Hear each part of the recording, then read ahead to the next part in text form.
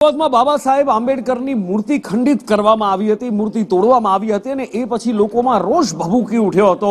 ભારતીય જનતા પાર્ટીના નેતાઓ કોંગ્રેસ વિરોધ નોંધાવે એ પહેલા જ પહોંચી ગયા હતા તંત્રની ઓફિસે અને ત્યાં પહોંચી ભારતીય જનતા પાર્ટીના નેતાઓએ વિરોધ નોંધાવ્યો હતો। બાબા સાહેબની આ મૂર્તિ તોડવા પર જબરજસ્ત રાજકારણ પણ ગરમાયું હતું અને એક લોકમાંગ ઉઠી હતી કે જેણે પણ આ અધમ કૃત્ય કર્યું છે, જેણે પણ આ હીન કૃત્ય કર્યું છે તેને ઝડપી લેવામાં આવે। આખરે પોલીસ દ્વારા એ આરોપીને ઝડપી લેવામાં આવ્યો છે। કોણ છે આરોપી, શા માટે તેણે આવું અધમ કૃત્ય કર્યું હતું, શું એની પૂછપરછમાં કંઈ સામે આવી રહ્યું છે, ક્યાંથી કેવી રીતે ઝડપાયો, કશ્યપ પાસેથી જાણીએ। કશ્યપ,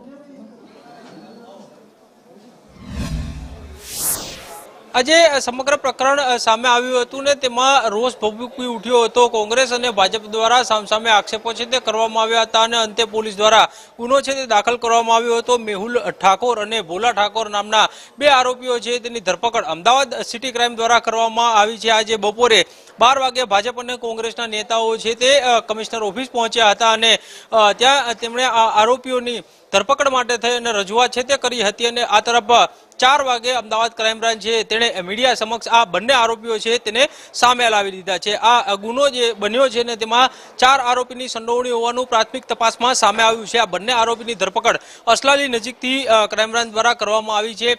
પ્રાથમિક પૂછપરછ કરવામાં આવી છે ને તેમાં એ હકીકત સામે આવી છે કે 2018 અને 19 દરમિયાન જૂની અદાવત હતી ને તે અદાવત ના ભાગરૂપે જ આ આરોપીઓ છે તેના દ્વારા આ કૃત્ય છે તે કરવામાં આવ્યું હતું। પોલીસ દ્વારા લગભગ 1000 જેટલા સીસીટીવી કેમેરાના ફૂટેજો છે તે ચકાસવામાં આવ્યા હતા અને તેમાં આ બંને આરોપીઓ છે તે દેખાણા હતા।